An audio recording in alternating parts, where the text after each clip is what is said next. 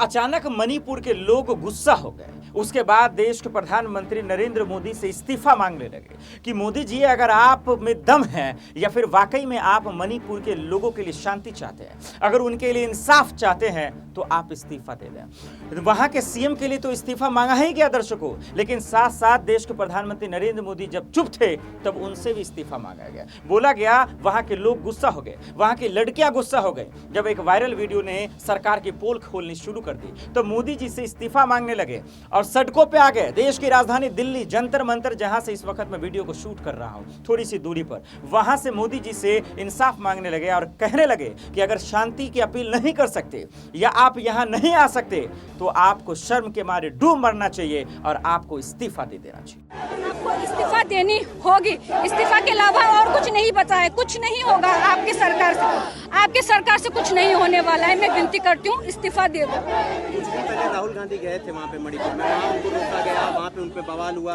और उस पे काफी वो हुआ कि पश्चिम बंगाल में आग लगी, वहाँ नहीं गए, मणिपुर पहुँच गए।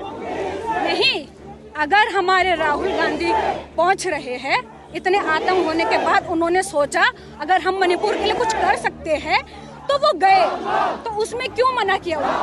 किस लिए उनको बोल दिया कि वहाँ पे ये हो रहा है, वो वहाँ क्यों नहीं गए? तो प्रधानमंत्री हमारे मोदी, नरेंद्र मोदी क्यों नहीं गए? फिर क्यों राहुल गांधी को बोल रहे हैं कि तुम वहाँ नहीं गए, तुम मणिपुर गए? क्यों ये क्यों बोल रहे हो?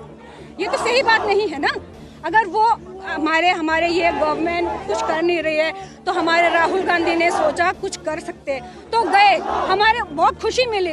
कुछ हो नहीं पाएगा मगर कुछ तो होना चाहिए। उनके राहुल गांधी ने जो निर्णय लिया जाने का, उसमें भी हम खुश हैं। प्रधानमंत्री ने अभी तक पैर कदम तक नहीं रखा है, चू तक नहीं किया, तो कैसे हम उनको अपना प्रधानमंत्री के रूप में अभी हम स्वीकार नहीं कर सकते। मणिपुर की एक ऐसी घटना जो सबसे भयंकर और भयानक घटना थी, एक ऐसा तस्वीर, एक ऐसा वीडियो जो सबसे ज्यादा खौफनाक और हम सबको शर्मसार करने वाली तस्वीर थी। लेकिन इसके बावजूद देश के प्रधानमंत्री नरेंद्र मोदी चुप रहते हैं। इसके बावजूद देश के मंत्री, देश के नेता, देश के सांसद, वो भी तब जब मानसून सत्र चल रहा होता है, तब देश के प्रधानमंत्री नरेंद्र मोदी उसे छोड़ देते हैं कि जाओ लड़ो मरो डूब मरो, लेकिन हम तुम्हें इंसाफ के लिए आवाज नहीं उठा सकते, हम तुम्हारे शांति के लिए अपील नहीं कर सकते। और यही सवाल हम सबको चुभने लगता है। यही वजह है कि सड़कों पे लोग आते हैं और उसके बाद कहते हैं, विपक्ष भी कहता है कि मोदी जी कम से कम इस पे तो बोल दीजिए,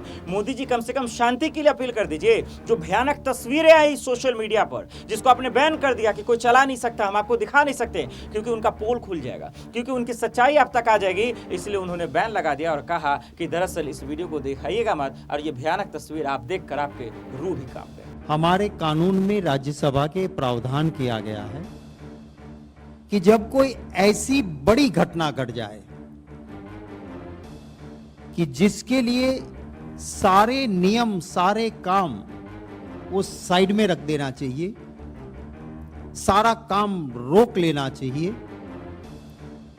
और पूर्णतः पूरी तरह से राज्यसभा के अंदर उस इश्यू की चर्चा होनी चाहिए। यह है रूल 267।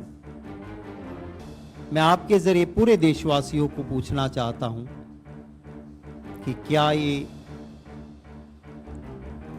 विरोधी दल या लाइक माइंडेड पार्टीज की मांग गलत है?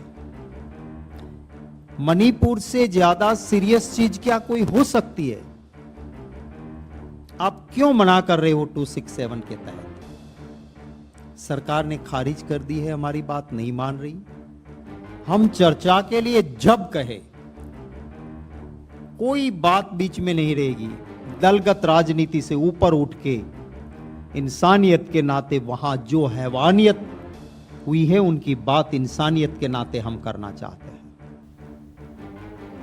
देश बदल दिया, देश में महिलाओं के उम्मीदों को मार दिया गया, मणिपुर के महिलाओं के विश्वास को तोड़ दिया गया, बर्बाद कर दिया गया। लेकिन इसके बावजूद मोदी सरकार के बैठे मंत्री, मोदी सरकार में महिला मंत्री, इन तमाम लोगों से सवाल पूछा जाता है तो वो भागने लगते हैं। हैं। जब सवाल पूछा जाता है तो दौरे दौरे भागने लगते हैं। जब सवाल पूछा जाता है तो मुंह फेर लेते हैं। लेकिन पूरे देश को इसलिए बदल दिया कि लड़कियां बेबस हो गईं, सवाल पूछती रहीं, लड़कियां इंसाफ के लिए गुहार लगाती रहीं। न तो मोदी जी सुने, न मोदी जी के मंत्री सुने और न ही उनके सांसद सुने। इसीलिए दर्शकों एक तस्वीर देखिए और समझिए कि किस तरीके से देश तो बदल ही दिया, साथ ही साथ निर्भया जैसे कितने कांड हुए, फिर भी मोदी जी चुप है और अब भी चुप है। देश बदल दिया। मोदी जी ने महिलाओं की उम्मीदों को मार दिया और उनके विश्वास के साथ विश्वासघात कर दिया। ये देश बदल गया है, बहुत बदल गया है।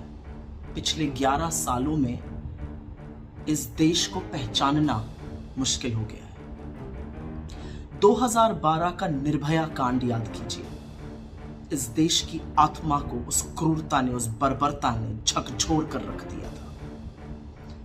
लोग सोचने पर मजबूर थे कि एक अकेली लड़की के साथ वो 5 दरिंदे हैवानियत उस तरह की कैसे कर सकते हैं। देश उद्वेलित था, मीडिया सवाल पूछता था, लोग सड़कों पर थे।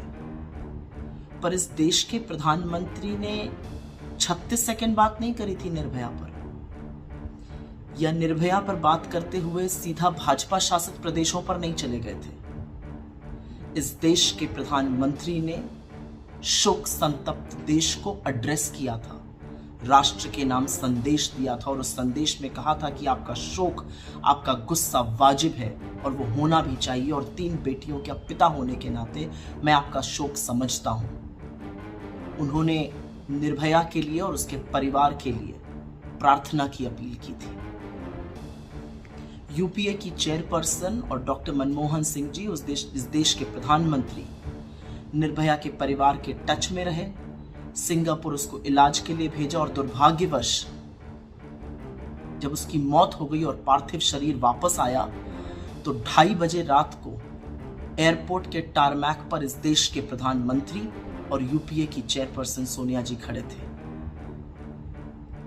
एक और बात है, निर्भया के भाई को पढ़ाया, पायलट बनाया और आज वो अपने पैरों पर खड़ा है।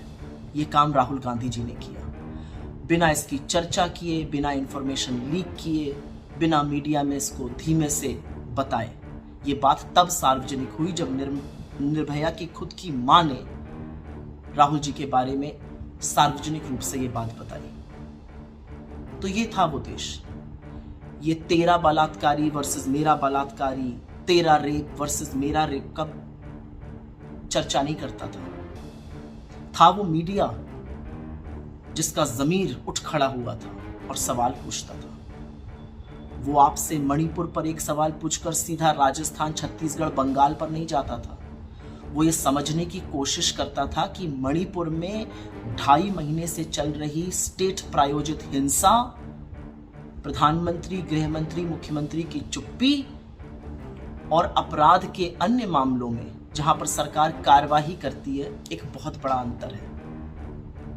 इतना बदल गया देश। ये देश इतना बदल गया कि मणिपुर का भाजपा का प्रभारी उड़ीसा में झूले झूल रहा है। ये देश इतना बदल गया कि महिला आयोग तो 38 दिन तक इस कंप्लेन पर बैठा ही रहा, उसकी सदस्यता नाच नाच कर रील बना रही है। ये देश इतना बदल गया कि इस देश का प्रधानमंत्री 2.5 महीने तक मणिपुर का नाम नहीं लेता, जब लेता है तो 36 सेकंड बोलता है और उसके कुछ ही घंटों बाद मुकेश के गानों में खो जाता है। नीरो वाकई में आज भी बांसुरी बजा रहा है। इतना बदल गया मेरा देश। ये देश इतना बदल गया कि जब वो भयावह वीडियो सामने आता है, उसी दिन 2 और महिलाओं का सामूहिक बलात्कार और हत्या होती है, और तब भी भाजपा के लोग, सरकार के लोग दूसरे राज्यों पर चर्चा करना चाहते हैं। ये देश इतना बदल गया कि सदन सत्र में है, पार्लियामेंट सत्र में है और देश का प्रधानमंत्री भागा भागा फिर रहा है कि कहीं उसको सदन में बोलना ना पड़ जाए।